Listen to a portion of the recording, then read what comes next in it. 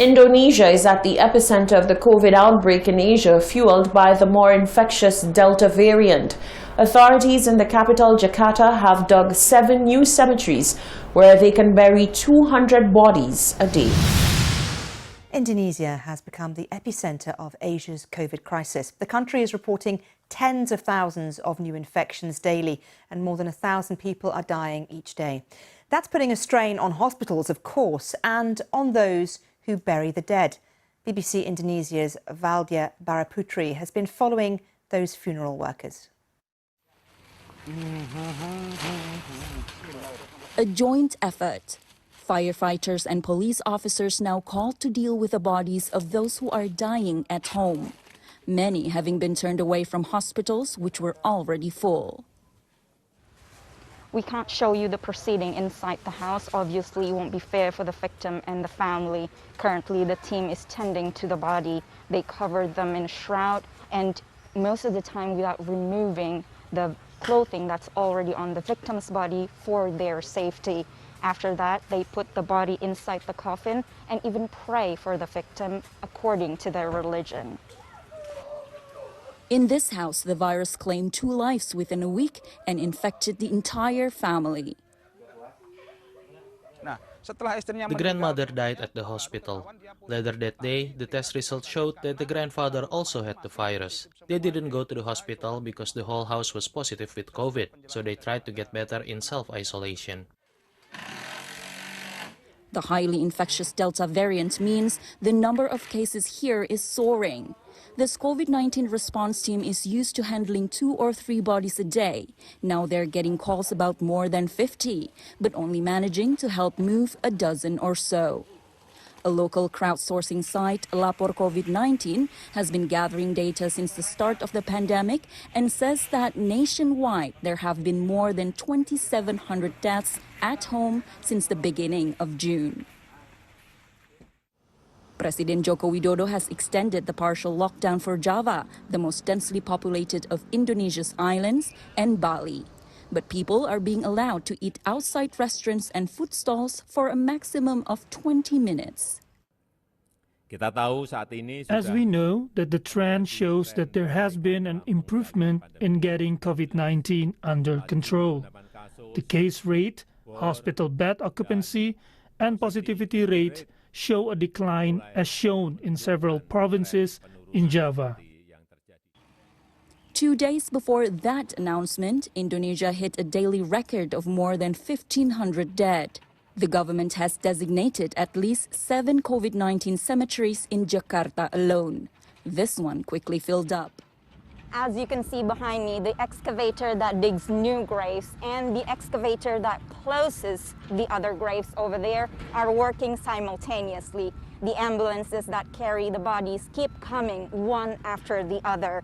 The workers here could bury more than 200 bodies in a day.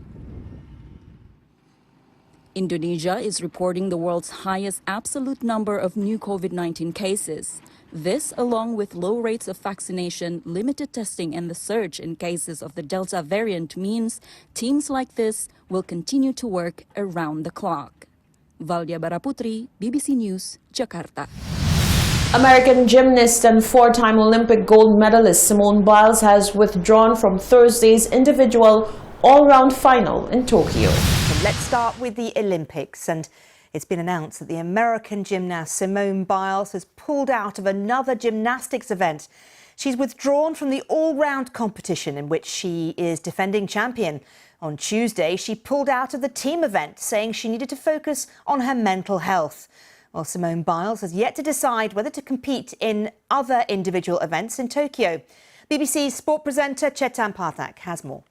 This stems from what we saw in the women's team final less than 24 hours ago, where Simone Biles, mid-competition, withdrew from that. She had vaulted in that final, not to her usual standard. She had faltered in qualification before that too, remember. She wasn't happy with that performance. We saw her leave the gym briefly with her coach, and when she came back, she put on her tracksuit and chose not to take any further part. She did stand by and support her teammates to what was a very impressive silver medal for the Team US. But afterwards, she said she wanted to prioritize her mental wellness over all else, and so withdrew from that. When she left the arena, she said she wasn't sure about whether she would compete in the all-around event final on Thursday, and now we've had confirmation that she will not be taking part in that. Marion, we've had a statement from USA Gymnastics in the past hour saying after